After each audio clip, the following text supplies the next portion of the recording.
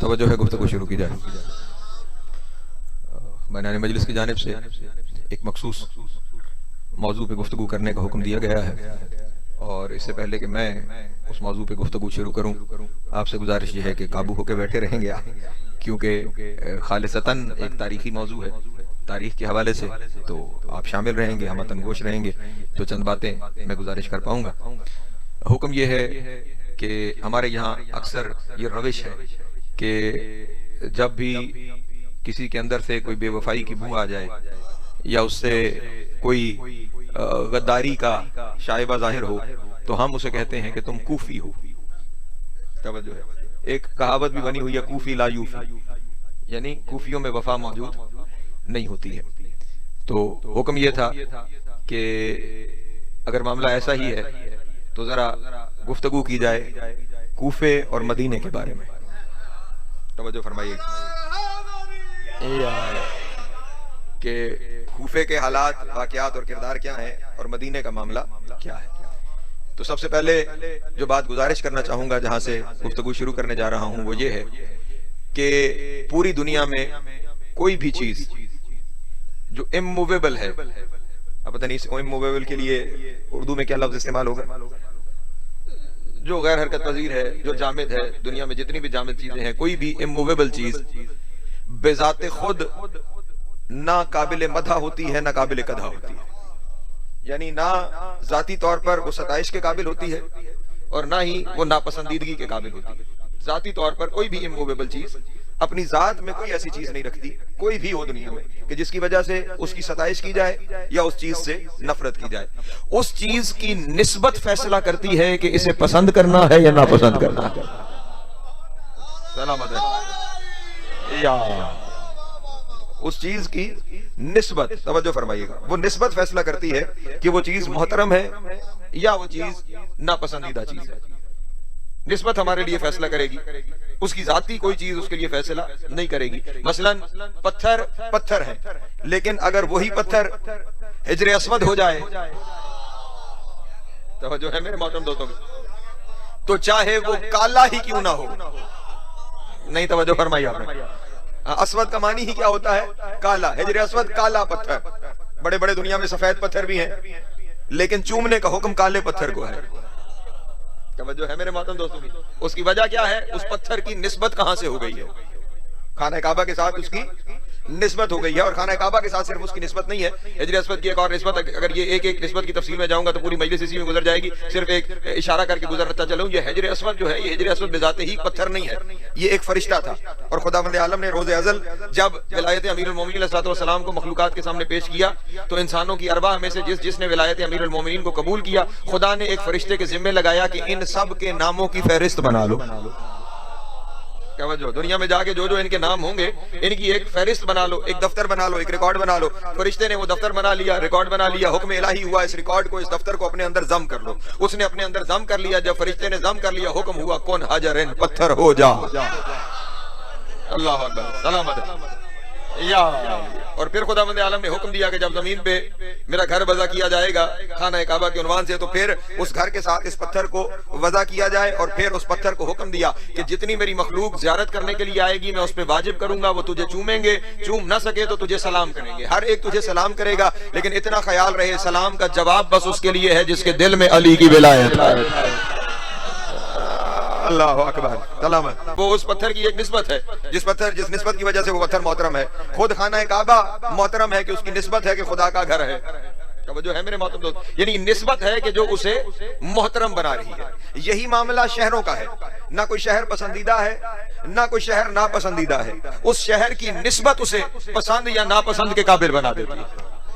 توجہ فرمائیے، اور یہ بھی میں اپنی طرف سے نہیں کہہ رہا، یہ جتنا کچھ آپ کے سامنے عرض کر رہا ہوں یہ قرآن کی ایک آیت کی روشنی میں عرض کر رہا ہوں۔ سورہ بلد کی ابتدائی آیات آپ کے سامنے تلاوت کرنے کا شرف حاصل کیا ہے میں نے سرنامہ کلام کے طور پہ، جس میں خداوند عالم پہلے جملے میں ہی ہر چیز پہلی آیت میں واضح ہو رہی ہے۔ ارشاد رب العزت ہے لا اقسم، توجہ فرمائیں گے، اس میں لا نفی بھی ہے اور اقسم و اثبات بھی ہے، نفی اور اثبات دونوں اس ایک لفظ میں ہے۔ لا اقسم، اس کا ترجمہ بنے گا کبھی قسم نہ کھاتا مگر کھا رہا۔ توجہ سلامت رہے، مولا آپ کو عزت عطا فرمائے. لا اقسمو، کبھی قسم نہ کھاتا مگر کھا رہا ہوں. کس کی؟ بہذا البلد، یعنی یہ شہر بحیثیت شہر قسم کے قابل نہیں تھا. اللہ اکبر، سلامت رہے، مولا آپ کو عزت عطا فرمائے. یا یہ شہر مکہ بحیثیت شہر قسم کے قابل نہیں تھا. لا اقسم بہذا البلد، میں شہر کی قسم نہ کھاتا مگر کھا رہا ہوں. میرے اللہ کیوں کھا رہا ہے؟ خدا نے اب اگلی آیت کے اندر اس کی نسبتوں کو بیان کیا. نہ قسم کھاتا اس شہر کی مگر کھا رہا ہوں. کیوں میرے اللہ کیوں کھا رہا ہے؟ نہیں کھانی تھی تو پھر کیوں کھا رہا ہے؟ فرمایا اس لیے اپنے حبیب سے مخاطب ہو کے وَأَنْتَ حِلٌّ بِهَذَا الْبَلَدِ، اس لیے میرے حبیب کہ تو اس شہر میں اترا ہے. اللہ اکبر، سلامت رہے، مولا کو عزت عطا فرمائے. وَأَنْتَ حِلٌّ بِهَذَا الْبَلَدِ، تو اس شہر میں اترا ہے. اس سے یہ بھی ثابت ہو گیا اس گھر والے اترتے ہیں. اللہ اکبر، یا سلامت رہے، مولا کو عزت عطا فرمائے. نہیں کھانی تھی میں نے قسم، لیکن اس لیے کھا رہا ہوں. انت حل بہذا البلد، کہ میرے حبیب تو اس شہر میں اترا ہے. اور صرف تو اترنے والوں میں نہیں ہے، صرف وجہ نسبت تیری نہیں. نسبت بیان ہو گئی نا کہ شہر کی قسم کس وجہ سے ہے؟ نسبت کی وجہ سے. اور شاید آپ کے شہر میں سورہ یاسر پہ تقریر کر چکا ہوں کہ خداوند عالم قسمیں ہمیشہ ان کی کھاتا ہے جن سے محبت کرتا ہے. جو ہے میرے محترم دوستوں، ہاں ورنہ باقی قسم کھانے کی کوئی وجہ، ہم جو قسمیں کھاتے ہیں ان قسم کھانے کی 3 وجہ ہوتی ہیں. یا تو ہم اس کی قسم کھاتے ہیں جو ہم سے بالا تر ہوتا ہے، یا ہم اس کی قسم کھاتے ہیں جس کا خوف ہمارے دل میں ہوتا ہے، یا ہم اس کی قسم کھاتے ہیں جس سے ہمیں محبت ہوتی ہے. پہلی دونوں صورتیں خدا کے لیے نہیں ہے، کیونکہ اس سے بالا تر بھی کوئی نہیں، اس کے دل میں کسی کا خوف بھی نہیں. توجہ ہے، اس لیے یہ دونوں وجہ خدا کے لیے نہیں. تیسری وجہ ہے خدا کے لیے، وہ قسم اس کی کھائے گا جس سے محبت کرتا ہے. اب قسم کھا رہا ہے ایک شہر کی، اور قسم کھانے سے پہلے کہہ رہا ہے شہر بحیثیت شہر قسم کے قابل نہیں. توجہ ہے، بحیثیت شہر یہ قسم کے قابل نہیں ہے. کھا اس لیے رہا ہوں وَأَنْتَ حِلٌّ بِهَذَا الْبَلَدِ، کہ میرے حبیب تو اس شہر میں اترا ہے. اور میرے حبیب صرف تو نہیں اترا، وَوَالِدٍ وما ولد، صرف تو نہیں، اس شہر میں 2 اور بھی ہیں جن کا آپس میں رشتہ باپ بیٹے کا ہے. اللہ اکبر، سلامت رہے، مولا آپ کو عزت عطا فرمائے. صرف میرے حبیب آپ نہیں بلکہ باپ اور بیٹا. ہر باپ اور بیٹا نہیں، مخصوص باپ ہے اور اسی کا بیٹا ہے. جو ہے میرے محترم دوستوں کی، ہاں ایک مخصوص باپ ہے اور اسی کا بیٹا ہے. اور انہی کی وجہ سے یہ شہر میری قسم کے قابل ہو گیا ہے، باپ اور اس کا بیٹا. اور جب پوچھا گیا کہ یہ باپ اور بیٹا کون ہے جن کی وجہ سے مکہ محترم ہو گیا ہے، تو بتایا گیا باپ کا نام ابو طالب ہے، بیٹے کا نام علی ہے. انشاءاللہ 8 اور 9 فروری بھی اسی مقام پہ بعد نماز مغرب حاضری ہوگی. امید ہے آپ تمام حضرات تشریف لے کر آئیں گے. توجہ ہے نا، میں بات جاری رکھوں. کون؟ ایک میرے حبیب آپ اور باپ اور اسی باپ کا بیٹا. اور خیال رہے اسی ہل کے تحت یہ جاری ہے، انت حل بہذا البلد ووالد وما ولد، یعنی تو بھی اترا ہے، وہ باپ بیٹا بھی اترے ہیں. اللہ اکبر، سلامت ہے.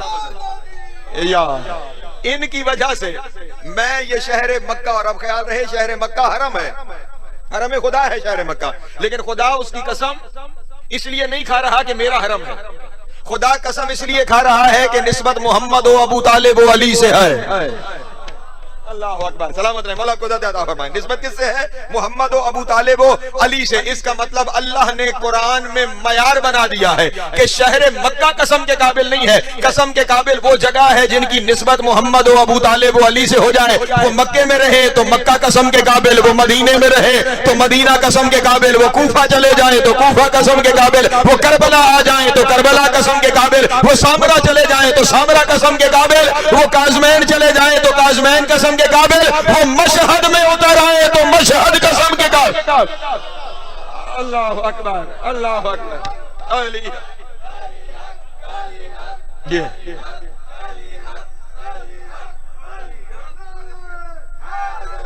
یا سلامت رہے، مولا آپ کو عزت عطا فرمائے. پہنچ رہی بات میرے محترم دوستوں تک. اور پھر ان کی نسبت کمال یہ رکھتی ہے، توجہ فرمائیے گا. خدا نے کہا شہر کی قسم اس لیے کہ یہ نسبت ہے کہ میرے حبیب تو بھی اترا، ابو طالب و علی بھی اترے. یہ نسبت اس شہر کی مقدس ہونے کی، میرے قسم کے قابل ہونے کی وجہ ہے. حالانکہ جس شہر میں محمد و ابو طالب و علی اترے ہیں اسی شہر میں ابو سفیان بھی پیدا ہوا ہے. توجہ نہیں فرمائی آپ نے. اسی شہر میں ابو جہل بھی پیدا ہوا ہے، اسی شہر میں اس گھر کے دشمن بھی موجود ہیں، توجہ نہیں فرما رہے، لیکن ان کا ہونا اتنا بابرکت ہے کہ دشمنوں کا ہونا مانی ہی نہیں رکھتا ہے۔ اللہ اکبر، یا سلامت رہے، مولا کو زیادہ عطا فرمائے۔ ہاں، جہاں ان کی نسبت ہو جائے تو پھر خداوند عالم، باقی آسان لفظوں میں کہوں، جب طہارت کے محور ہستیوں کی نسبت ہو جائے تو پھر اگر اس کے ارد گرد کوئی نجاستیں بھی بستی ہوں،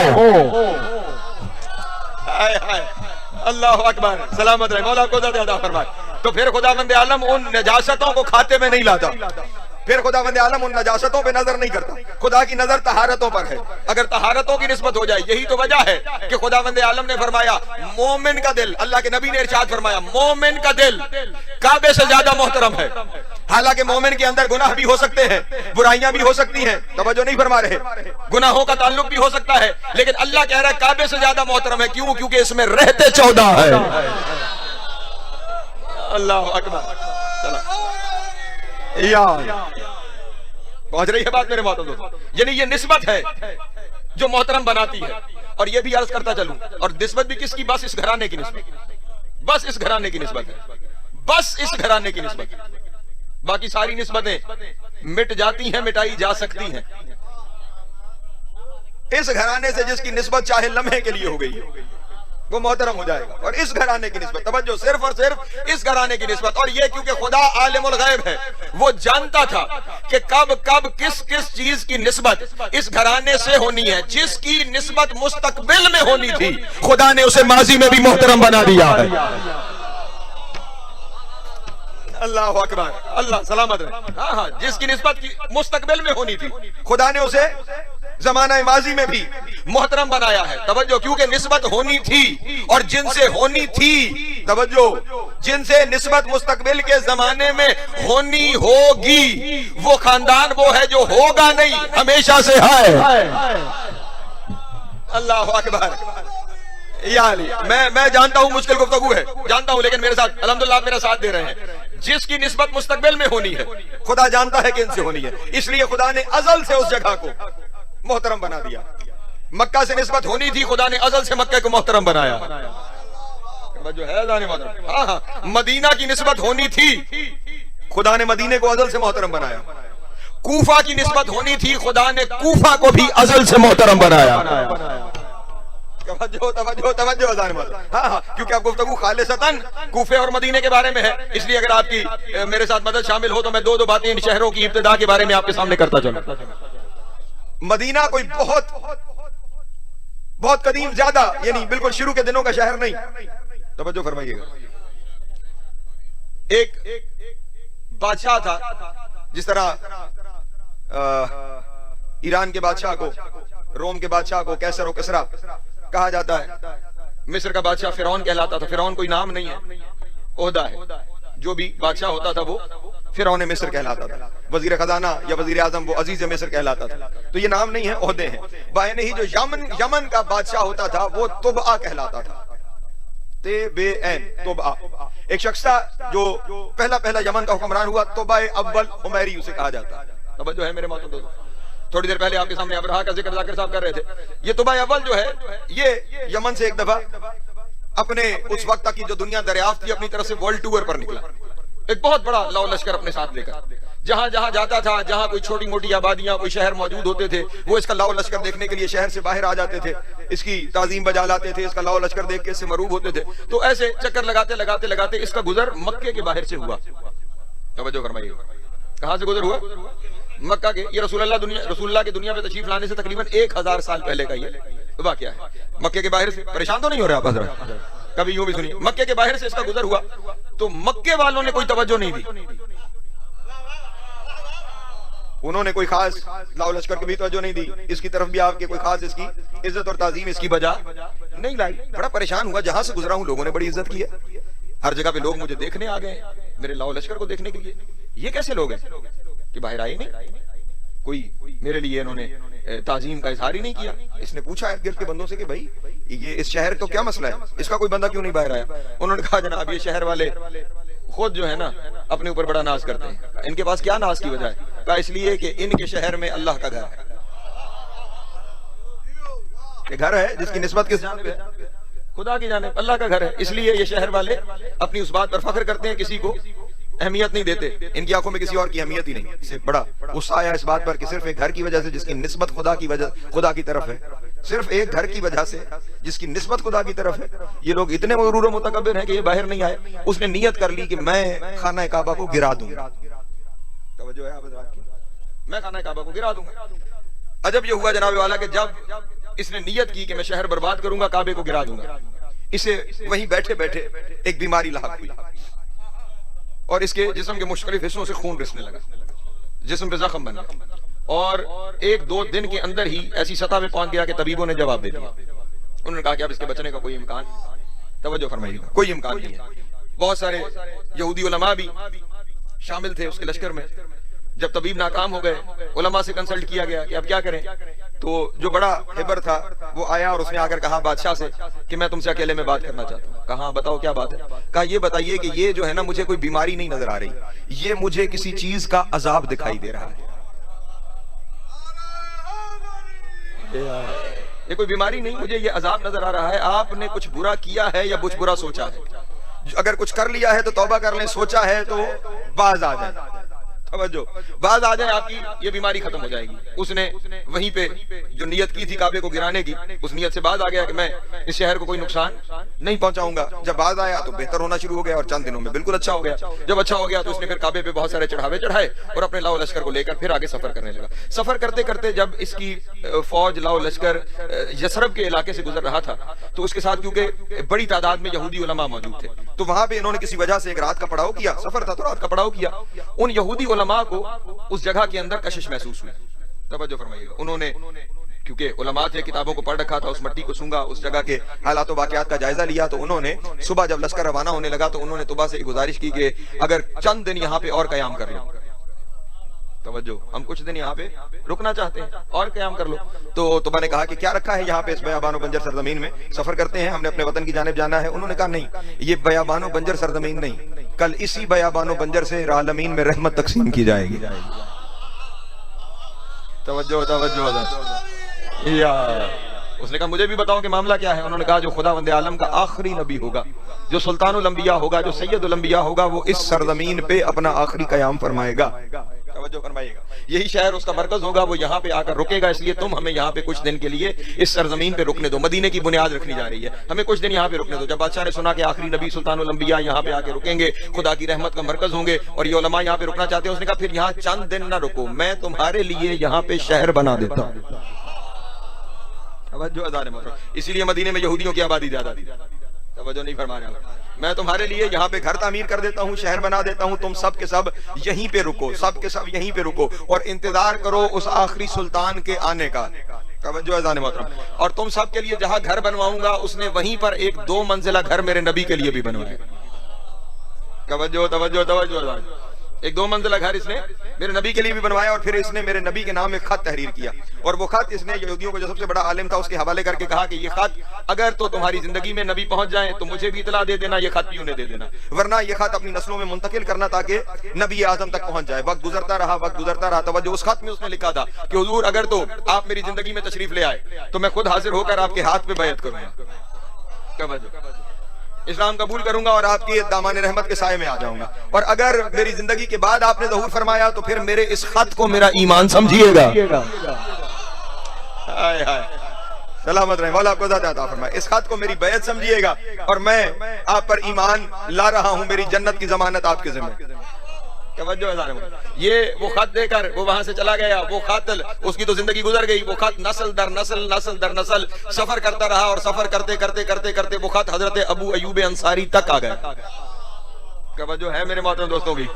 کہاں تک آیا؟ حضرت ابو ایوب انصاری تک. اور رسول اللہ صلی اللہ علیہ وآلہ وسلم جب مدینہ تشریف لے کر آئے تو اب ہر ایک چاہ رہا تھا رسول میرے گھر رکیں، رسول میرے گھر رکیں، رسول میرے گھر رکھیں. رسول نے فرمایا میری سواری، میری اونٹنی کو چھوڑ دو، یہ جہاں جا کے رکے گی ہم وہیں قیام کروائیں گے. توجہ نہیں فرما رہے، آپ میرے ساتھ سفر نہیں کر رہے.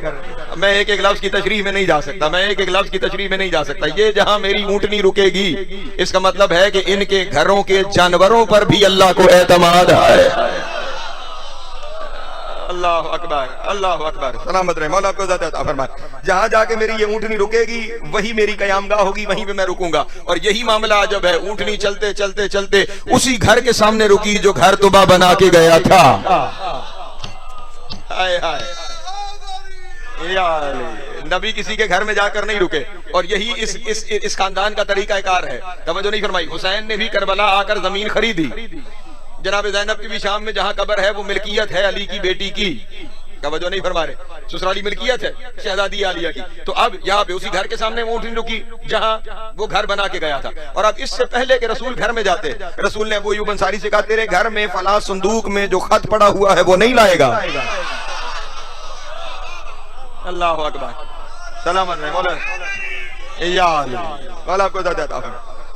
وہ نہیں لے کر آئے گا، اسی کے اندر تو سند لکھی ہوئی ہے کہ یہ گھر کوئی مجھے نہیں دے رہا، یہ میرا ہے۔ رسول نے خط لیا، اس کے ایمان کی تصدیق بھی کی، اور اس کے لیے رسول اللہ نے مغفرت کی دعا بھی فرما دی۔ تو یہ مدینہ اس طرح سے وہاں یہودی علماء کے ذریعے آباد ہوا، اور پھر نسل در نسل سفر ہوتا رہا، لوگ ارد گرد سے آ کے اس شہر کے اندر آباد ہوتے رہے۔ لیکن اب یہ سارا مدینہ کس نسبت سے محترم ہے؟ مصطفیٰ کی نسبت سے۔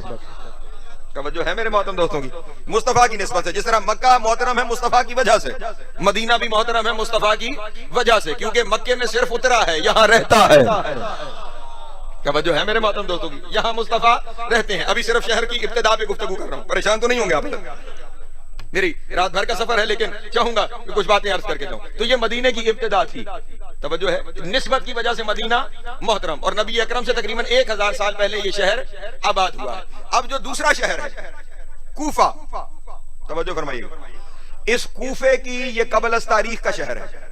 توجہ ہے، اس شہر کی اہمیت قبل از تاریخ کی ہے۔ اس میں اب مجھے آپ کی مدد بھی چاہیے، آپ کی گواہی بھی چاہیے۔ جن لوگوں نے زیارات کا شرف حاصل کر رکھا ہے، کچھ حضرات وہ بھی تشریف فرما ہیں جو فقیر کے ساتھ زیارات پہ رہے ہیں۔ مسجد کوفہ جسے مسجد اعظم بھی کہتے ہیں۔ اچھا، پہلے انسانی تاریخ کا سب سے قدیم ترین فرد کون ہے؟ حضرت آدم علیہ السلام۔ توجہ ہے نا، یہی انسانی تاریخ کا سب سے قدیم ترین پہلا فرد ہے، ابو البشر ہے حضرت آدم علیہ السلام۔ کوفہ کتنا قدیم ہے؟ حضرت آدم کا مصلی مسجد کوفہ میں ہے۔ توجہ توجہ توجہ، آپ سب لوگوں نے زیارت کر رکھی ہے، جہاں بہت سارے مصلی ہیں وہیں پہ ایک مصلی حضرت آدم علیہ السلام کا بھی۔ حضرت آدم علیہ السلام بھی روتے رہے روتے رہے روتا رہے، جو تاریخ اس فقیر کی نگاہوں سے گزری ہے وہ آپ کے سامنے پیش کر رہا ہوں۔ روتے رہے خداوند عالم کے سامنے، مسلسل روتے رہے کہ وہ جو جنت سے جس وجہ سے نکالے گئے کسی طرح وہ معاملہ معاف ہو جائے، روتے رہے، اور جگہ جگہ خدا کے لیے گریا کر رہے۔ جو سفر کرتے کرتے جب یہاں پہنچے نا جہاں آج مسجد کوفہ ہے، جہاں حضرت آدم علیہ السلام کا مصلی ہے، یہاں جبریل اترے، اس لیے ساتھ ہی جبریل کا مصلی بھی ہے۔ توجہ نہیں فرما رہے، حضرت جبریل کا مصلی وہیں جہاں حضرت آدم کا مصلی ہے، اس کے ساتھ ہی حضرت جبریل کا مصلی بھی ہے۔ وہاں حضرت جبریل اترے اور اتر کے کہا کہ آدم، خداوند عالم کے اوپر رونے دھونے کا اثر نہیں ہوتا۔ توجہ، خدا پہ رونے دھونے کا اثر نہیں ہے۔ کہا پھر میں کیا کروں کیا کروں؟ کہا کیا کرا تجھے بتانے کی ضرورت تو تھی نہیں، لیکن اگر پوچھنا ہی چاہتے ہو کہ کیا کروں تو پھر بھول کیوں گئے؟ جن کے صدقے خلافت ملی ہے انہی کا واسطہ دے کے مانگ لے۔ اللہ جیو، مولا آپ کو سلامت رکھے، انہی کا واسطہ دے کے مانگ لے، خداوند عالم تیری توبہ قبول فرمائے گا۔ اس لیے یہاں پہ حضرت آدم نے وہ دعا مانگی تھی، اللہم بحق محمد وانت المحمود وبحق علی وانت الاعلی وبحق فاطمہ وانت فاطر السماوات والارض، وہ پوری دعا آپ کے ذہن میں ہے۔ یہاں پہ حضرت آدم علیہ السلام کی وہ دعا جبریل نے سکھائی، آدم کی توبہ قبول ہوئی، آدم نے نماز شکر ادا کی۔ توجہ ہے میرے محترم دوستوں کی۔ اور اب یہاں پر حضرت آدم نے یہ سوال کیا کہ یہ جگہ یہیں پہ توبہ کیوں قبول ہوئی؟ توجہ، یہیں پہ توبہ کیوں قبول ہوئی؟ وہ ایک سرزمین ہے جو خدا کا گھر ہے، ہوگی، توجہ نہیں فرما رہے، وہاں نہیں، یہیں پہ توبہ کیوں قبول ہوئی؟ اسی جگہ پہ توبہ کیوں قبول ہوئی؟ تو اس وقت جبریل نے کہا اس جگہ پہ توبہ اس لیے قبول ہوئی ہے کہ اس جگہ پہ وہ اترے گا جس کی وجہ سے کوئی گھر بھی اللہ کا حرم ہو جاتا ہے۔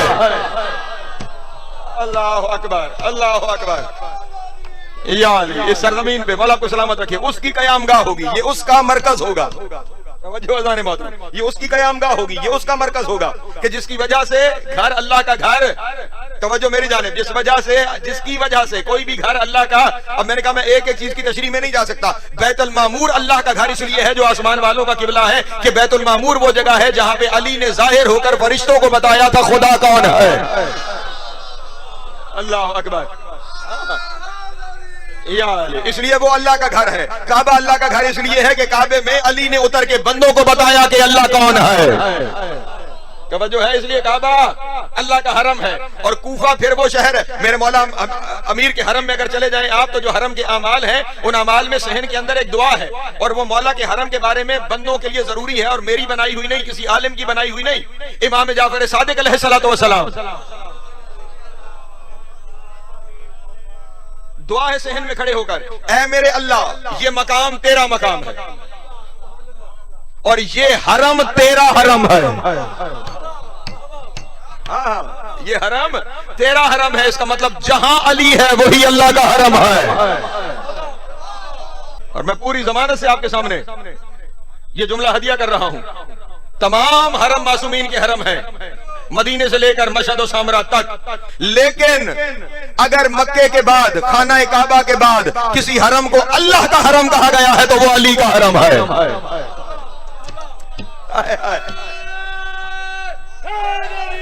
یا علی, وہی جگہ اللہ کا حرم بنتی ہے جہاں قیام علی کا ہے. توجہ ہے میرے محترم دوستوں کی. اس وجہ سے یہ شہر کوفہ یہ حرم امیر المومنین ہی نہیں, یہ حرم خدا ہے. توجہ نہیں فرما رہے. یہ کیا ہے؟ حرم خدا ہے. مسجد کوفہ کے اندر نماز کا وہی حکم ہے جو حرم خدا کا حکم ہے. توجہ فرمائیے گا, پریشان ہو گئے آپ. جس طرح حرم خدا میں آپ کو اجازت ہے کہ آپ نماز قصر نہیں پوری پڑھ سکتے ہیں, ویسے حرم امیر المومنین مسجد کوفہ میں حکم ہے نماز پوری پڑھی جا سکتی ہے.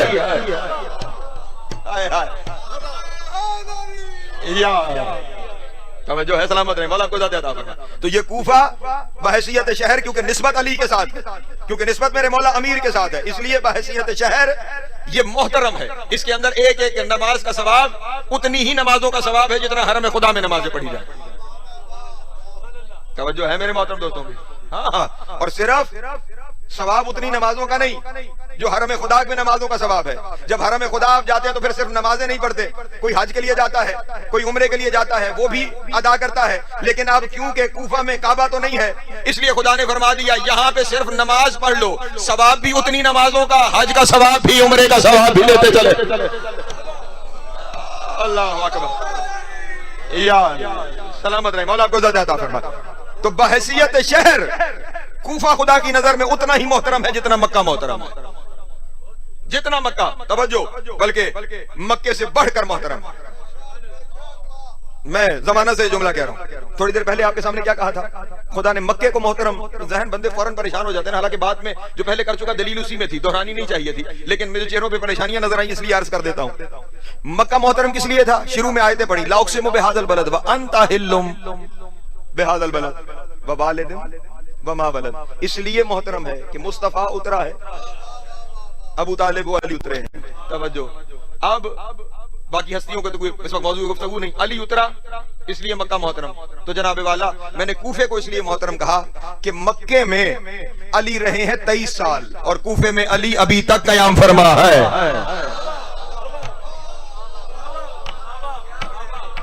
توجہ ہے, ہاں, نجف کوفے کا ہی تو حصہ ہے.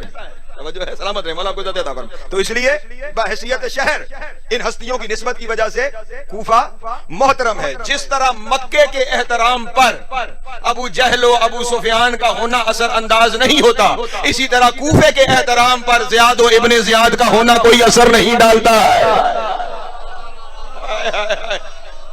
اللہ اکبر, اللہ اکبر, سلامت رہے, مولا کو ذات عطا فرمائے. جس طرح اس کے احترام پر ان بابرکت ہستیوں کے ہوتے ہوئے ان چند نجاستوں کا ہونا کوئی اثر انداز نہیں ہوتا. بہن ہی کوفے کی نسبت علی سے ہونے کے بعد پھر وہاں پر کوئی بھی ہے تو کوئی بھی اس کی حرمت پر اثر انداز نہیں ہو سکتا. بحیثیت شہر وہ ویسے ہی محترم ہے, جیسے مکہ محترم ہے, جیسے مدینہ محترم ہے, ویسے ہی کوفہ بھی محترم ہے. لیکن اب آ گئی اس نسبت کی طرف کہ جہاں کہیں بے وفائی نظر آئے وہاں پہ کہہ دیتے ہیں کوفی لا یوفی, کہ کوفی کسی کے نہیں ہے, وفا نہیں کرتے. اور یہ خاص طور پہ یہ کہاوت گھڑی گئی اس لیے کہ لوگوں کے ذہنوں میں یہ تصور ہے کوفہ علی کے شیعوں کا شہر ہے. توجہ توجہ, کوفہ نہ علی کے شیعوں کا شہر ہے نہ علی کے دشمنوں کا شہر ہے, کوفہ علی کا شہر ہے. یا سلامت رہے، مولا آپ کو عزت عطا۔ ٹھیک، اگر لوگوں کے کردار پر جانا ہے، اگر لوگوں کے کردار پر جانا ہے تو پھر کوفے سے بڑھ کر بے وفا مدینے والے۔ پریشان ہو گئے آپ احباب؟ ہاں ہاں، محبتیں اپنی جگہ پر، میں نے پہلے کہہ دیا احترام نسبتوں کی وجہ سے، لیکن کوفے سے بڑھ کر بے وفا کون ہے؟ اور بے وفائی کہاں سے شروع ہو رہی ہے؟ نبی اکرم مدینے میں تشریف فرما ہے، جنگ احد آپ کے سامنے، توجہ نہیں ہے، جنگ احد نبی اکرم فرما رہے ہیں یہ درہ نہیں چھوڑنا، توجہ ہے میرے محترم دوستو، یہیں پہ رکے رہنا، اس درے کو نہیں چھوڑنا۔ اور وہ نبی اکرم کے ہوتے ہوئے نبی کے حکم پر مال غنیمت کو ترجیح دیتے ہوئے نبی چھوڑ کے مال کے پیچھے بھاگے۔ توجہ نہیں فرما رہے، یہ کردار کس کا ہے؟ اہل مدینہ کا کردار ہے یا نہیں؟ اور پھر دیکھیے صرف مال کے پیچھے نہیں بھاگے، تھوڑی دیر بعد جو مال نبی کے صدقے، جس نبی کے صدقے مل رہا تھا، اسی نبی کو چھوڑ کے بھاگ گئے۔ توجہ نہیں فرما رہے آپ؟ نبی کی زندگی میں نبی سے بے وفائی، نبی کے ہوتے ہوئے بے وفائی، اور کیا؟ اور صرف مدینے والے نہیں، اس بے وفائی میں مکے والے بھی شامل ہیں۔ بھاگتے ہوئے آپ کو وہ بھی نظر آئیں گے جو مکے سے آئے تھے۔ نہیں توجہ فرمائی آپ نے، مجھے تشریحات میں نہ لے کے جائیں، وقت محدود ہے۔ وہ بھی بھاگنے والوں میں ہیں جو مکے سے آئے تھے، خود مدینے والے بھی بھاگنے والوں میں موجود ہیں۔ اور صرف اعلان کتنا ہے؟ محمد قتل ہو گئے، اس اعلان پہ سارے نکل گئے۔ بے وفائیوں کی بات کرتے ہیں، جب پلٹ کے 3 دن بعد آئے اور نبی نے کہا کہ کیوں چھوڑ کے چلے گئے تھے؟ توجہ، کیوں چھوڑ کے چلے گئے تھے؟ کہا یا رسول اللہ اعلان ہو گیا تھا کہ آپ مارے گئے، آپ ہی مارے گئے۔ توجہ، تو پھر ہم نے یہاں رہ کے کیا کرنا ہے؟ ہم نے اسلام کا کیا کرنا ہے؟ آپ ہی مارے گئے، تو ہم نے کیا کرنا ہے؟ اللہ اکبر۔ اس وقت کردار کردار کردار کردار، مدینہ مکہ کردار کردار کے اوپر اہم ہے۔ جب ان کردار والوں نے کہا نا آپ نہیں رہے اس لیے ہم نکل گئے، ہم نکل گئے، اس وقت میرے رسول نے کردار دکھانے کے لیے علی سے کہا علی تم کیوں نہیں گئے؟ اللہ اکبر، سلامت رہے، مولا آپ کو ذات عطا فرمائے۔ جیو یا زندگی دراز ہو، مولا آپ کو ذات عطا فرمائے۔ یا علی آپ کیوں نہیں گئے؟ یا علی آپ کیوں نہیں گئے؟ یا علی آپ کیوں نہیں گئے؟ علی کا جواب وہاں کردار کا اظہار کر رہا ہے۔ انہوں نے کہا آپ ہی جو مارے گئے تھے، تو ہم نے دین کا کیا کرنا تھا؟ ہم نے دین کیا کرنا تھا، اس لیے نکل گئے۔ اور علی تم نے اعلان نہیں سنا؟ یا رسول اللہ اعلان میں نہیں سنا تھا، پھر تم کیوں نہیں گئے؟ کہا یا رسول اللہ اس لیے نہیں گیا کہ میں نے سوچا جب آپ نہ رہے تو میں جی کے کیا کروں گا۔ سلامت رہے، مولا آپ کو ذات عطا فرمائے۔ توجہ ہے میرے محترم دوستوں کی؟ اب آپ ہی نہیں تو ہم جی کے کیا کریں گے؟ کہا نہیں یا علی، اب ایک کردار کا ہر پہلو رسول واضح کرنا چاہتے ہیں۔ یا علی چلے جاتے، یہ تو علی جواب دے چکے، اگر آپ نہیں تو ہم جی کے کیا کریں گے؟ یا علی چلے جاتے، کیوں نہیں گئے؟ کردار کے پہلو واضح کرنے کے لیے اس وقت میرے مولا نے وہ جواب دیا جو قلم نور سے رخسار حور پہ لکھنے کے قابل ہے۔ رسول نے جب کہا نا یا علی آپ بھی چلے جاتے، تو اس وقت علی نے کہا یا رسول اللہ اکفر بعد الایمان، کیا ایمان کے بعد میں کافر ہو جاتا؟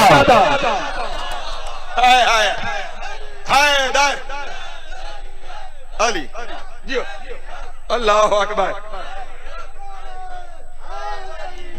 یا علی سلامت رہے، مولا کو عزت عطا فرمائے۔ سارے جملے بھول جانا، لیکن جو کہنے جا رہا ہوں نہ بھولنا، بلکہ ساری زندگی کی تقریریں بھول جانا، یہ جملہ نہ بھولنا۔ علی کے ایمان نے، علی کے اس جملے نے ظاہر کر دیا یا رسول اللہ کیا میں ایمان کے بعد کافر ہو جاتا؟ علی کا یہ جملہ معیار بن گیا ہے کہ جو محمد و آل محمد کے ساتھ بے وفائی کرے، وہ مکی ہو، مدنی ہو، کوفی ہو، وہ کافر ہو جایا کرتا۔ اللہ اکبر، اللہ علی علی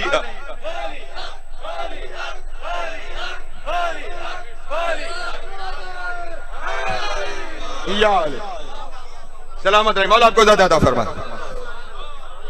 جو اس گھرانے سے بے وفائی کرے گا اس کا تعلق کسی شہر سے ہو، ہاں ہاں، چاہے وہ خانہ کعبہ کے اندر نہیں، توجہ ہمارے، اسی لیے تو نبی اکرم کی حدیث ہے یا علی اگر کوئی بندہ حضرت نوح جتنی زندگی گزارے، ساری زندگی دن کو روزے رکھے، رات کو خدا کی عبادت کرے، ساری زندگی ہر سال پیادہ کعبے کا حج کرے، صفا و مروہ جتنا سونا، احد پہاڑ جتنا سونا، اللہ کی راہ میں صدقہ پہاڑ جتنا سونا، پہاڑ جتنا، کتنی محبت ہوگی اسے خدا سے جو پہاڑ جتنا سونا اللہ کی راہ میں دے گا۔ हाय हाय, आज लोग कहते हैं फलां अल्लाह की राह में बड़े अच्छे काम करता है इसलिए मोहतरम है। अल्लाह की नजर में वो मोहतरम नहीं जो अल्लाह की राह में अच्छे काम करता है। कहा मेरे घर का हज करे, वो ओहद पहाड़ जितना सोना अल्लाह की राह में सदका करे, सफा और मरवा के दरमियान सही करते हुए मजलूम होके मारा जाए। लेकिन ऐ अली, अगर तेरी मोहब्बत उसके दिल में नहीं है, लम यशुम्मु राहियतल जन्नह, तो जन्नत की बू भी नहीं सूंघने पर। अल्लाह अली अली अली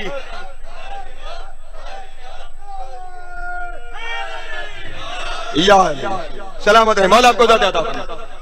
हाँ हाँ, शहर अहमियत नहीं, किरदार अहमियत है। इनको जो छोड़ जाए वो मक्की है, मदनी है या कूफी है, वो काफिर हो चुका है, फिर खुदा की नजर में उसकी कोई अहमियत नहीं। ये एक मकाम था जहां ओहद में नबी से बेवफाई कर रहे थे मक्का और मदीना वाले। खंदक में चले जाइए, सामने से एक बंदा खंदक फैलान के आ गया और बार बार कह रहे हैं या रसूल अल्लाह, ये तो हजार हजार से लड़ जाता। नहीं तवज्जो फरमा रहे, ये मदीने वालों का किरदार नहीं। परेशान हो गए आप। ये अहले मदीना का किरदार है ना, अहले मदीना का किरदार है। ओहद में छोड़ के भाग रहे हैं, खंदक में नबी सामने खड़े हैं और पलट पलट के कह रहे हैं नहीं लड़ सकते, चले इन सारी चीजों को छोड़े।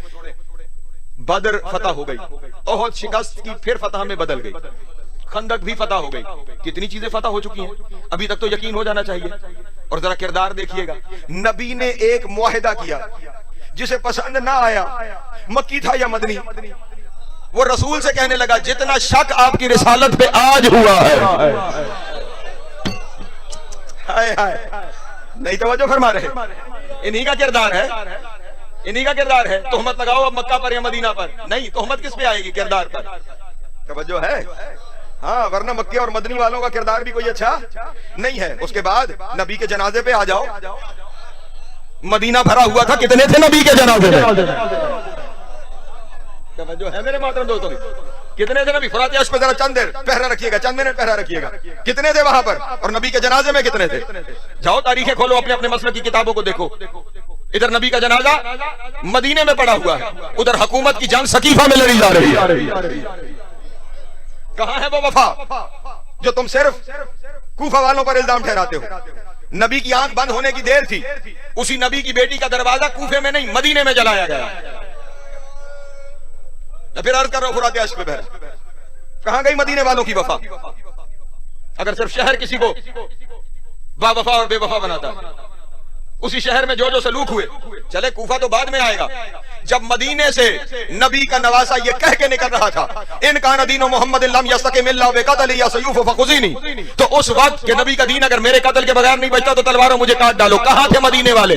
क्यों नहीं नबी के नवासे को कहा शहर छोड़ के ना जाइए, हम आपके साथ हैं? क्यों नहीं रोका नबी के बेटे को? अरे नबी के बेटा चल पड़ा था तो साथ क्यों नहीं चल पड़े मदीने वाले? और फिर शहरों का एहतराम बताते हुए नबी तो आ गए, नबी का बेटा तो आ गया मक्के तक। शाबान में 3 शाबान इमाम मक्का पहुंच गए थे।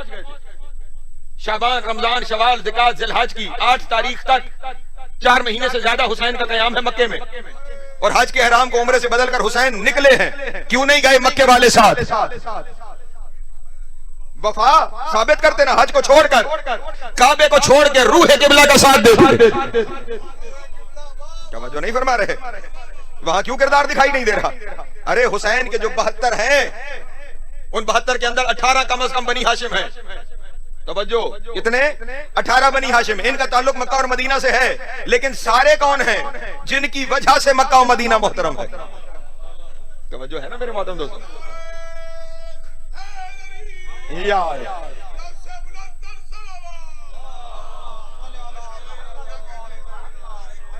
कूफे की बेवफाई पे इल्जाम लगाने वाले, कूफा अपनी जगह मोहतरम है, और जिस तरह मक्के और मदीने में हर किरदार के लोग मौजूद हैं, वैसे ही कूफा के अंदर भी हर किरदार के लोग मौजूद हैं। और कूफा कम अज कम इस हवाले से मक्का और मदीना से ज्यादा मोहतरम है कि करबला के 72 शोहदा में 50 से ज्यादा अहले कूफा हैं। समझो नहीं, 50 से ज्यादा शख्सियात अहले कूफा हैं जिनके नाम गिनवाए जा सकते हैं। बड़े बड़े नाम आपके सामने हैं। मसलन एक ही शख्सियत का नाम लूं, हजरत हबीब इब्न मदाह जो है, हजरत हुर क्या है, कूफे के शहरी हैं। کبھی آپ کو یہ صرف تقریریں ہوتی ہیں ذہنوں کو مہمیز کرنے کے لیے. کبھی کوفے کی تاریخوں پہ آپ کو کتاب پڑھے تو کوفے کے اندر بڑی بڑی نامور شخصیات آپ کو ملیں گی جنہوں نے اسلام کے لیے خدمات سر انجام دی. میں نے کہا 50 سے زیادہ شہدائے کربلا کوفے سے تعلق رکھتے ہیں. آپ ان کی وفا کو چھوڑ کر اتنے شہید تو مکہ اور مدینہ کے نہیں ہیں جتنے شہید کوفہ کے ہیں. معاملہ میرے مولا میری مدد فرمانا. میں کہاں کہاں سفر کروں اپنے دوستوں کے ساتھ. امیر المومنین نے رسول اللہ کے بعد ایک شہر ہے جنبو البحر, اس کا ایک علاقہ ہے جہاں پہ مولا نے کاشتکاری کی ہے. وہاں پہ آج بھی اس علاقے میں میرے مولا علی کے نام کے اور میرے مولا کے بیٹوں کے نام کے کنویں موجود ہیں. وہاں پہ یہ اس قدر اس علاقے میں, اگر آپ وہی بات کریں نا, اگر بے وفائی پہ آئیں تو اس علاقے میں اس قدر بے وفائی تھی کہ مولا نے اپنے ساتھ لوگوں کو رکھنے کے لیے موصل کے علاقے سے ایک قبیلہ جہنیہ تھا, اس کو لا کر یہاں آباد کیا کہ تم آ جاؤ, تمہاری وفا پر ہمیں اعتبار ہے. ان پہ نہیں, ان پہ اعتماد ہے. وہ بھی اتنے وفادار تھے کہ شہدائے کربلا کے 72 شہیدوں میں سے کسی قبیلے کو یہ شرف حاصل نہیں سوائے بنی ہاشم کے کہ 3 شہید اس قبیلہ جہنیہ سے. توجہ ہے میرے محترم دوستو. یہ یہاں سے جہاں کوفے میں کچھ اشخاص کے اندر آپ کو برائی نظر آ رہی ہے, وہیں پہ کوفے کے اندر وفا بھی ہے. وہ وفادار شخصیات جنہوں نے حسین پہ اپنی جان قربان کر دی, جو شب ہجرت, شب عاشور میں جب اللہ اکبر شہزادی امام حسین سے بات کرتے ہوئے کہتی ہیں کہ حسین کل کا دن مشکل ہے, آزما لیا ساتھیوں کو, کہیں ایسا نہ ہو کل یہ مشکل میں ساتھ چھوڑ کے چلے جائے. اللہ اکبر. یہ گفتگو, اور آقا حسین نے کہا کہ میری بہن میں نے آزما لیے, میں نے چراغ بجھا کے بھی دیکھ لیے, کوئی نہیں جانے والا, کوئی نہیں. لیکن جب بی بی یہ بات کر رہی تھی اپنے بھائی سے تو یہ کسی طرح یہ آواز حضرت حبیب ابن مظاہر کے کان میں پڑ گئی. فوراً سارے ساتھیوں, کوفی ہے, سارے ساتھیوں کو اکٹھا کیا اور کہا مرنے کا مقام ہے, بطول کی بیٹی سوچ رہی ہے کل ہم چلے نہ جائے. تمام صحابیوں کو ساتھ لے کر خیمہ عالیہ بنت علی کے خیمے کے باہر آ گئے, اور باہر آ کر مخاطب آقا حسین سے ہوئے کیونکہ جانتے ہیں بات کس سے کرنی ہے. سنانی علی کی بیٹی کو ہے لیکن احترام یہ ہے مخاطب حسین ہوگا, مخاطب حسین ہوگا. آقا شہزادی کو ہماری وفا پہ شک ہے.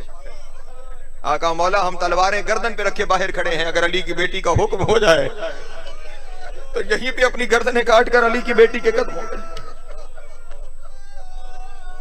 یہ وفادار بھی تو اہل کوفہ ہیں, یہ وفادار بھی تو اہل کوفہ ہیں.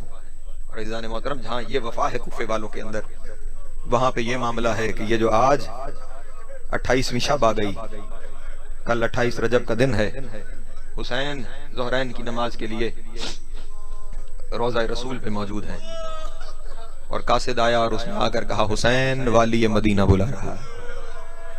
یہ صرف سننا تھا, قبر رسول پہ ہاتھ رکھ کے کہا انا للہ و انا الیہ.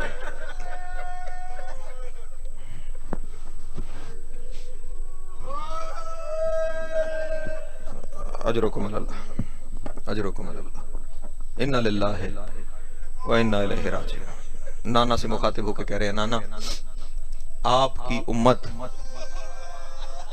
مجھے آپ کی قبر پہ رہنے نہیں دیتی. نانا آپ کے دین کی بقا کے لیے مدینہ چھوڑنا پڑے گا. اور روتے ہوئے کہا نانا جس طرح بابا پلٹ کے نہیں آئے نا, نانا میں بھی پلٹ کے آنے والا. اجرکم اللہ, اجرکم اللہ, اجرکم. بڑی دیر نانا نواسے میں راز و نیاز کی باتیں ہوتی ہیں. اور حسین کا طریقہ کار یہ تھا کہ حسین ہر نماز کے بعد اپنی بہن کے گھر جاتا تھا. ہاں عالیہ بی بی کے دل کو چین نہیں ملتا تھا اگر زیارت حسین نہ ہو.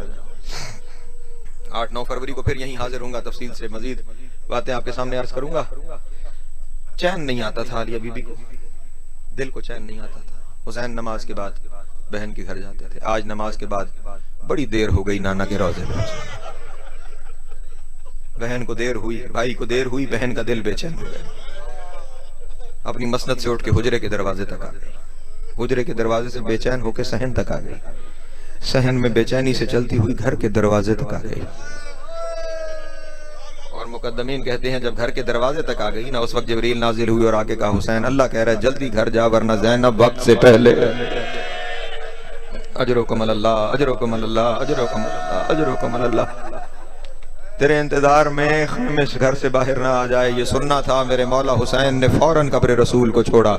میں جملہ کہہ دوں، جس حسین کو مدینے میں زینب کا گھر سے باہر آنا برداشت نہیں، اللہ جانے کبھی کوفے کا بازار، کبھی شام کا دربار۔ مولا آپ کی ہائے قبول کریں، جناب سیدہ آپ کا ماتم قبول ہوگا۔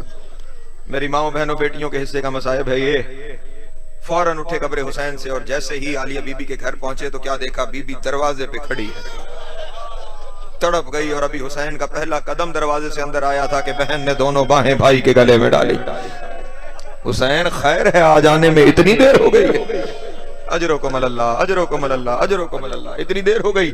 آقا حسین نے روتے ہوئے کہا، میں نے ساری تفصیلات میں نہیں جانا، آقا حسین نے روتے ہوئے کہا بس عالیہ دربار میں بلایا ہے، دربار میں بلایا ہے۔ دربار کا نام آنا سب بہن کا دل ہے، دربار کے حالات جانتی ہے، وہ دربار ہے جس سے ماں خالی واپس آئی۔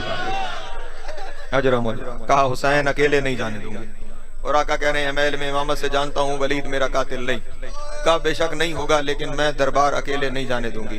حسین جانا چاہ رہے ہیں، عالیہ روک رہی ہے۔ جناب لبابہ نے یہ منظر دیکھا، فوراً اپنے حجرے میں گئی اور رو کر کہا عباس تم یہاں بیٹھے ہو، حسین جانا چاہتا ہے۔ عالیہ جانے نہیں دے رہی، یہ جملہ سننا تھا۔ حضرت عباس تیزی سے وہاں آئے جہاں یہ دونوں ہستیاں، اجرکم اللہ، اجرکم اللہ، اجرکم اللہ۔ ہاں ہاں، مصائب تاریخ کی روشنی میں نہیں، احساسات کی روشنی میں پڑے جاتے ہیں۔ تیزی سے وہاں آئی جہاں یہ دونوں ہستیاں کھڑی ہوئی تھی۔ عباس کو آتا ہوا دیکھ کے نا اب 2 قدم پیچھے ہٹ گئی، اور اس وقت کہا حسین اب جانا چاہتے ہو تو چلے جاؤ۔ ہائے ہائے، اجرکم اللہ، اجرکم اللہ، اب جانا چاہتے ہو تو چلے جاؤ۔ حسین کو یہ کہہ کر عباس کی طرف دیکھے گا، عباس سر سے پاؤں تک میرے حسین کو غور سے دیکھ لے، سر سے پاؤں تک میرے حسین کو غور سے دیکھ لے، جیسا حسین دے رہی ہوں ویسا حسین واپس لوں گی۔ میں کہوں گا شہزادی یہی بات دسویں کو بھی کہی ہوتی کہ ایسا حسین مدینے لے کے جاؤں گی، پھر کیسے ممکن تھا کہ عباس کے ہوتے ہوئے حسین تیرا ضرب۔ اجرکم اللہ، اجرکم اللہ، اجرکم اللہ۔ مولا آپ کا گریہ قبول فرمائے، جناب سیدہ آپ کا ماتم قبول فرمائے۔ عباس کے ساتھ حسین دربار میں پہنچے، میرے مولا حسین دربار میں پہنچے۔ کہا یزید بیعت مانگتا ہے۔ حسین کا ایک ہی جملہ تاریخ میں مہر ثبت کر گیا، فرمایا مجھ جیسا اس جیسے کی بیعت نہیں کر سکتا۔ اجرکم اللہ، مجھ جیسا اس جیسے کی بیعت نہیں کر سکتا۔ یہ کہہ کے جو حسین نکلنے لگے تو مروان نے کچھ اشارہ کیا اس کی طرف، کہا اگر یہ آج چلا گیا پھر ہاتھ میں نہیں آئے گا، یہیں پہ گردن قلم کر دو۔ جب کہا نا سر قلم کر دو، اس وقت آقا حسین نے کہا یبن زرقا، اور نیلی آنکھوں والی طوائف کے بیٹے، تم مجھے قتل کرے گا؟ اللہ اکبر۔ حسین کی آواز کا بلند ہونا تھا کہ عباس کی تلوار بے نیام ہوئی، عباس کی تلوار کا بے نیام ہونا تھا۔ حسین نے دونوں ہاتھ سینے پہ رکھ کر کہا عباس میرے نانا کا شہر۔ اجرکم اللہ، اجرکم اللہ، اجرکم اللہ، میرے نانا کا شہر ہے حسین۔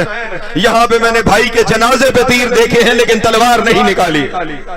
عباس یہاں جنگ نہیں کرنی، لیکن عباس کی تلوار کو بے نیام دیکھ کے سہم گئے بنو امیہ، اور اب حسین گھر میں آئے۔ وہیں بہن انتظار میں کھڑی تھی جہاں چھوڑ کے گئے تھے، ایک قدم اپنی جگہ سے نہیں ہلی علی کی بیٹی۔ اور اب جو حسین گھر میں داخل ہوئے، آنکھوں سے آنسو بھی جاری ہیں۔ تھوڑی دیر پہلے کردار فاطمہ ہے، سامنے ثانی زہرا کھڑی ہے، بہن کھڑی ہے، مستور کھڑی ہے، اور اب دیکھیے گا بی بی نے آقا حسین کی طرف دیکھا، بھیا خیر تھی؟ کیوں بلایا تھا ظالم نے دربار میں؟ حسین نے ایک لفظ میں جواب دیا، اور وہ لفظ یہ تھا زینب سفر درپیش ہے۔ اللہ اکبر، اللہ اکبر، اجرکم اللہ۔ زینب سفر درپیش ہے، سفر کا نام آنا تھا۔ علی کی بیٹی کے ذہن میں خیال آیا، پوچھا بھیا حسین وہی سفر؟ ہائے ہائے، ایسے لگتا ہے جیسے دونوں بہن بھائیوں میں سفر کی تفصیلات پہلے سے طے ہے۔ بھیا وہی سفر؟ کہا ہاں زینب وہی سفر۔ جب کہا نا وہی سفر، جو تھوڑی دیر پہلے زینب تھی اب علی بن گئی۔ اللہ اکبر، اجرکم اللہ، اجرکم اللہ۔ اب علی بن گئی، اور علی کے لہجے میں بول کے کہا اچھا حسین اگر وہی سفر ہے نا تو اپنی فوج تیار کر، میں اپنی فوج تیار۔ اجرکم اللہ، اجرکم اللہ، اجرکم اللہ۔ مولا آپ کی ہائے قبول کرے۔ سمیٹا میں نے اپنے بیان کو، میرے مولا حسین نے فہرست بنانا شروع کر دی، فہرست بنانا شروع کر دی۔ عباس لکھتے جاؤ، میں مسافر لکھواتا جاؤں۔ اللہ اکبر۔ حسین ابن علی، عباس ابن علی، और इब्ने अली लिखते जा रहे हैं हुसैन, और लिखवाते लिखवाते फिर बेटों के नाम लिखवाए, और बेटों के नाम लिखवाते लिखवाते ख्याल रहे 27 रजब है। लिखवाते लिखवाते हुसैन ने कहा अब्बास लिख अली असगर इब्न अल हुसैन। अल्लाह अकबर, अल्लाह अकबर। अली असगर इब्न अल हुसैन का नाम हुसैन के जबान से निकला, अब्बास पे कयामत बन के गिरा। हाँ, क्योंकि 9 रजब को अली असगर दुनिया में आए हैं, 27 रजब को फहरिस्त बन रही है, कुल 18 दिन का सिन है शहजादे का। जैसे कहा ना अली असगर इब्न अल हुसैन, एक दफा हुसैन के चेहरे की तरफ देखेगा, आका कभी 18 दिन के बच्चों ने बगैर माओ के सफर किए हैं? हाय हाय, बगैर माओ के सफर किए। हुसैन ने रो के कहा अब्बास तुझे किसने कहा बगैर माँ के जाएगा, इसकी माँ भी साथ जाएगी। रो के अब्बास ने कहा आका अली की बहू कहा, ज़हरा की बहू कहा, जंगलों के सफर कहा।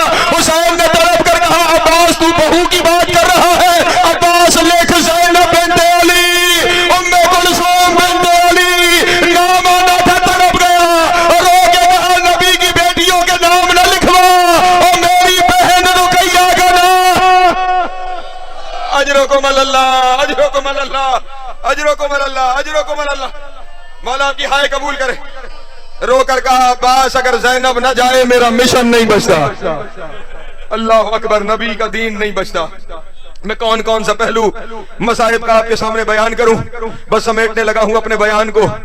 फहरिस्तें बन गई, और जब बीबियों के नाम लिखे जा रहे थे ना, तो लिखते लिखते पहले बहनों के नाम, फिर अज़वाज के नाम, फिर वो लिखने के बाद अब लिखे जा रहे हैं बेटियों के नाम, और बेटियों के नाम लिखते लिखते, बेटियों के नाम लिखते लिखते, अल्लाह अकबर, अल्लाह अकबर, अल्लाह अकबर, अल्लाह अकबर। फातिमा बिन्त अल हुसैन लिख फातिमा कुबरा बिन्त अल हुसैन। जब हुसैन की ये बेटी चलने लगी ना, जिस बीबी का नाम आता था वो अपने खेमे में, अपने मुजरे में तैयारी करने चली जाती थी। जब आया ना फातिमा कुबरा बिन्त अल हुसैन, बीबी चलने लगी ना, तो जिसे जाने का सबसे ज्यादा यकीन था, जनाब सुगरा ने बहन का दामन पकड़ के कहा बहन एक लम्हे के लिए रुक जा, अभी मेरा नाम आएगा, फिर हम दोनों इकट्ठी तैयारी कर लेंगे। अभी सुगरा का ये कहना था। हुसैन ने कहा अब्बास लिख सकीना बिन्त अल हुसैन, और सकीना का नाम आना था। तड़प के बाबा के कदमों में गिरी, रो के कहा बाबा मैं आपकी कुछ नहीं लगती, और बाबा मुझे छोड़ के क्यों जा रहे हो? रो के कहा सुगरा तेरी शक्ल मेरी माँ ज़हरा। अजरुकुम अल्लाह, अजरुकुम अल्लाह, अजरुकुम अल्लाह। मौला की हाय कबूल फरमाए। जनाब सैयद आपका मातम कबूल फरमाए। बस आखिरी जुमला है, समेट लिया मैंने अपने बयान को, अब इससे ज्यादा सरगत नहीं है, खत्म हुआ मेरा बयान। बीबियां जाने लगी, जाने लगी, हर बीबी जा रही है। सुगरा हर बीबी का चेहरा देख रही है, और ये वो मंजिल है, काश कोई महसूस कर सके। जो बीबी गुजरती है ना, वो सुगरा से नजरें नहीं मिलाती। अल्लाह अकबर, सर झुका के गुजर जाती है, और सुगरा जाती हुई बीबी की पोस्ट देखती है। ये भी चली गई, ये भी चली गई,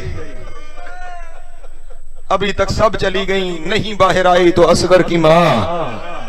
अल्लाह अकबर, अजरुकुम अल्लाह। इमाम चलते हुए शहजादी के हुजरे में आए, कहा असगर की माँ आपने नहीं जाना?